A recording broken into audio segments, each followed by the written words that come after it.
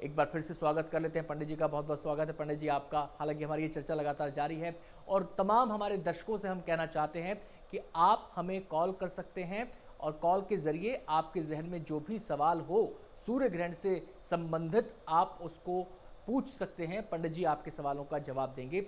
और इस सूर्य ग्रहण की खासियत ये है कि वलयाकार स्थिति में जब ये सूर्य ग्रहण लगेगा तो उस समय इसकी जो अवधि है वो बेहद अल्प है, केवल 30 सेकंड की अवधि है। लेकिन जो इस सूर्य ग्रहण की लॉन्गेविटी है, यानी कि पूरे जो ग्रहण का समय है, जो पूरा ग्रहण का काल है, वो लगभग 6 घंटे का है। 5 मिनट 5 घंटे 49 सेकंड का ये पूरा ग्रहण काल है। इसको भी पंडित जी से समझने की कोशिश करते हैं कि वलयाकार वाली स्थिति जो 30 सेकंड की है उसका क्या महत्व है, उसका क्या इम्पैक्ट है, और ये ग्रहण काल जो पूरा है लगभग 6 घंटे का, इसको लेकर क्या ज्योतिष कहता है, इसको लेकर क्या ज्योतिष की गणनाएं कह रही हैं पंडित जी।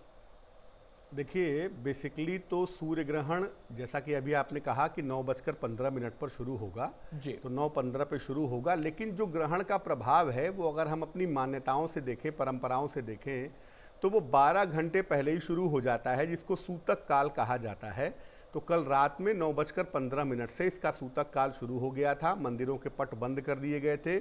प्राण प्रतिष्ठित देवी देवताओं की पूजा अब नहीं हो सकती जब तक ग्रहण समाप्त न हो जाए, जब तक मंदिरों की दोबारा सफाई धुलाई न हो जाए, तब तक अभी पूजा मंदिरों में कम से कम, या जहां पर प्राण प्रतिष्ठित मूर्तियां हैं वहां पर करना संभव नहीं है। पहली बात।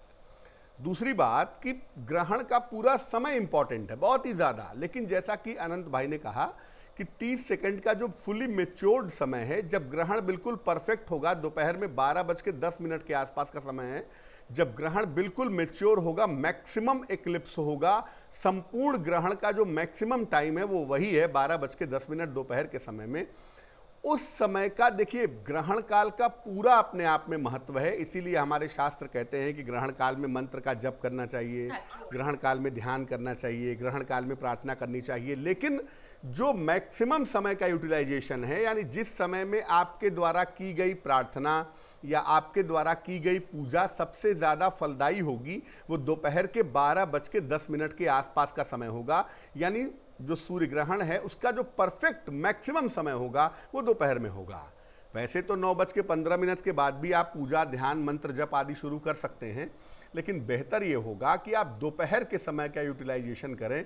यानी 12 बजे से लेकर 12:30 बजे के बीच के समय में मंत्र का जप जरूर करें, प्रार्थना जरूर करें, ध्यान जरूर करें। इससे आपको लाभ अवश्य होगा। जी, अब जैसा कि पंडित जी आप जानते हैं कि मनुष्य है तो क्रियाशील प्राणी है, कर्मशील प्राणी है, और कर्म हमारे जीवन का आधार है, मूल है। कर्म से हम बच नहीं सकते। गीता का भी यही सार है, कर्म का संदेश वहाँ भी दिया गया है। तो ये सारी भूमिका मैं इसलिए बना रहा हूँ क्योंकि मेरा अगला सवाल इसी से जुड़ा हुआ है।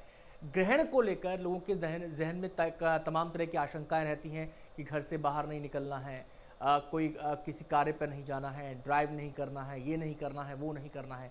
लेकिन मेरा सवाल ये है कि जो सुबह 9:15 बजे का समय है उस समय लोग दूध लेने भी जाएंगे, उस समय लोग अपने ज़रूरत का सामान खरीदने भी जाएंगे।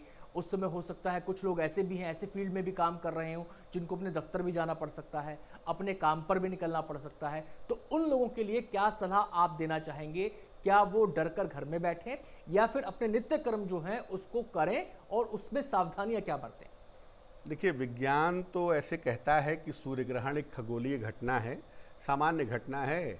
आप सूर्य ग्रहण है तो विशेष तरह के चश्मे लगा के या विशेष तरह के लेंस के साथ आप सूर्य ग्रहण देख सकते हैं, ऐसा साइंस कहता है, विज्ञान कहता है। ज्योतिष कहता है कि सूर्य ग्रहण का जो समय होता है वो बड़ा कीमती है, बड़ा इंपॉर्टेंट समय है।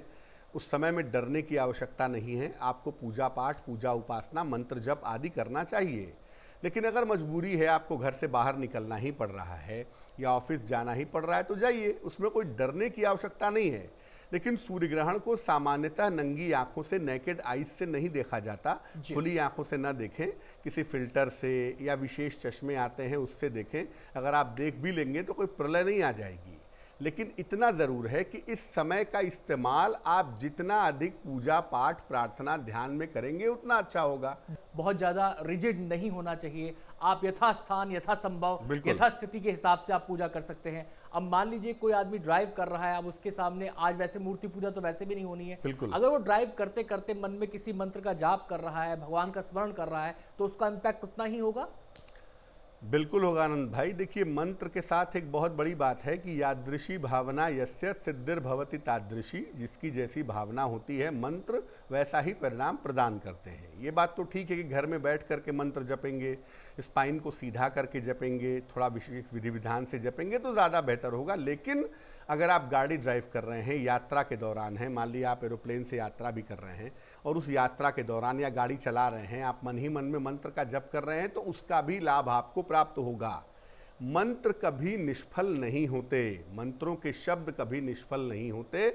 इसलिए अगर आप किसी भी स्थिति में हैं, यहाँ तक कि जो हमारी गर्भवती बहनें हैं, माताएं हैं, जिनको बड़ा डराया जाता है, ग्रहण मत देखो, ये हो जाएगा, वो हो जाएगा, ग्रहण काल में सोना नहीं है, ग्रहण काल में खाना नहीं है, ऐसा कुछ भी नहीं है। मन में कोई डर वर लाने की ज़रूरत नहीं है। अगर आप प्रेग्नेंट हैं, आपको दवाई खानी है, बिल्कुल दवाई खाइए। आपको प्यास लग रही है, बिल्कुल पानी पीजिए। अगर आपको दवाई खाने के लिए कुछ खाना पड़ रहा है पहले, तो खाइए भगवान का स्मरण करके। और जहाँ तक मंत्र जप की बात है, गर्भवती महिलाओं को मैं कहूँगा कि भगवान कृष्ण की पूजा करें, अधिक से अधिक उनके मंत्र का जप करें। लेट कर, बैठ कर, तकिए का बैक लगा के, सिरहाना लगा के, जैसे भी आपको कंफर्टेबल हो। गर्भवती महिलाओं के लिए कोई रूल इम्पोज नहीं किया जाएगा, जैसे भी आपके लिए कंफर्टेबल हो आप मंत्र का जप करें। और मन में कोई बुरे विचार पैदा मत करें कि मैं ग्रहण देख लूँगी तो ये हो जाएगा, मेरे बच्चे को ऐसा हो जाएगा, ग्रहण की छाया पड़ेगी तो ऐसा होगा। ऐसा कुछ नहीं होगा।